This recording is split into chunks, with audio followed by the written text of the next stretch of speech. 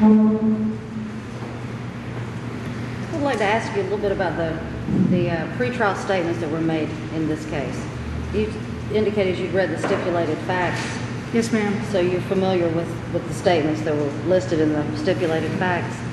Yes, ma'am.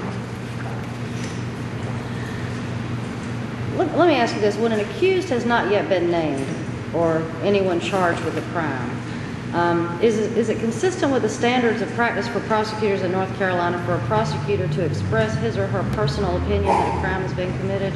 It is not appropriate for a prosecutor to ever express any personal opinion, whether it's a crime being committed or who committed it or anything. We are not supposed to express our personal opinions outside the courtroom nor inside the courtroom. And so is that the case both before and after an accused has been identified? Yes, ma'am.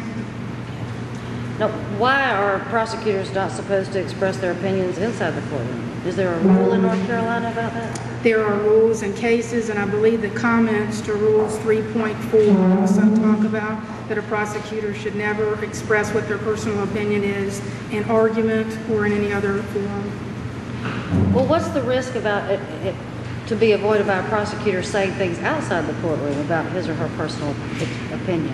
That it would affect the potential jury pool and the people that ultimately would be seated to decide the guilt or innocence of the accused.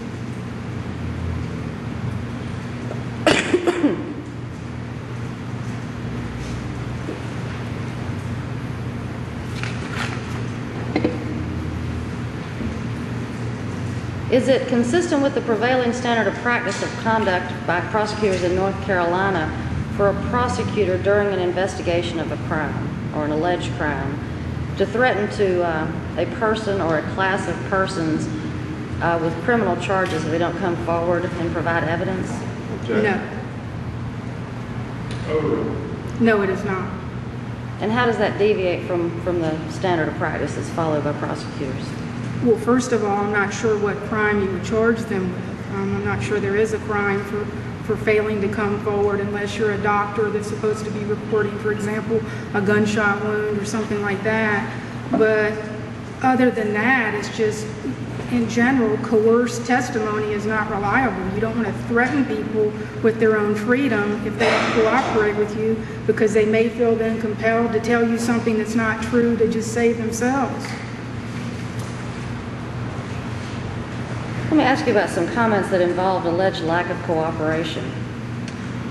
Is it consistent with the prevailing standard of conduct for prosecutors in North Carolina for a prosecutor during the investigation of alleged crime to tell a representative of the news media that persons who might have information about an alleged crime have failed to cooperate when in fact they've given voluntary statements and voluntarily provided DNA samples and allowed other samples of their hair and such to be taken?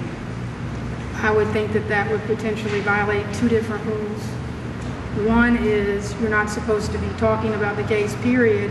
And two, I think it's either 3.6 or 3.8 under special duties of a prosecutor or trial publicity. You're not supposed to comment on whether or not somebody has given a statement or remained silent.